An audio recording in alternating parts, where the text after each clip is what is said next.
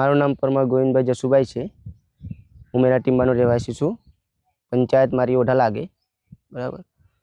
અત્યાર સુધીમાં જેટલા સરપંચો આવ્યા કે ડેલિકેટ છે કે ધારાસભ્ય છે કે કોઈ બી છે બરાબર, બધા આશ્વાસનો આપે છે કે રસ્તો બની આપ્યું, લાઇટ આપશું બરાબર, પણ હજુ રસ્તો નથી આવ્યો કે લાઇટ નથી બરાબર।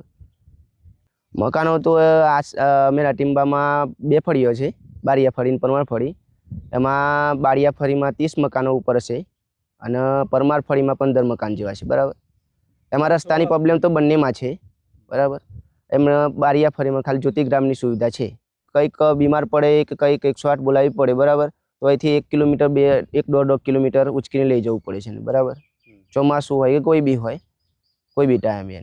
મારા ભાઈની છોકરી છે નાની, 3 વર્ષની હશે, અને રાત્રે 2 વાગ્યાની આસપાસ એની ખેંચ જેવું ચાલુ થઈ ગયું, તાવ આવ્યો ને, તો એને ખભે ઉચકી અને અજબપુરા પકડવામાં આવી। અજબપુરામાં 108 પછી 108માં મૂકવામાં આવી। પછી એટલે મિનિમમ 20-25 મિનિટ વીતી ગયા।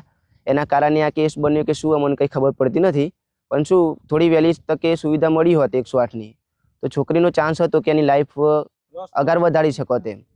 પરમાર ભાતીજી કોદરજી મારું નામ છે બરોબર। અને અત્યારે અમારે એવી હાલત છે કે છોકરા ભણવા જાય ખરા પણ ચાલતા જ જાય બરોબર। મારા 2 છોકરા ભણાયા તો બી ચાલતા ભણાયા, પણ એ અડધું ભણ્યા ચાલવાનું એટલે અહીંથી 1.5-2 કિલોમીટર ઓઢા થાય છે બરોબર। અહીંથી ચાલીને થાકી જાય એટલે પછી ભણવાનું છોડી દીધું અને જે છોકરાની જિંદગી ખરાબ થઈ ગઈ બરોબર। અત્યારે શું કરવાનું, અત્યારે દાઢી મહેનત જ કરીએ બરોબર। વર્ષ લગભગ અમારા બાપ દાદાની પેઢીથી અહીંયા જ રહીએ છીએ બરોબર।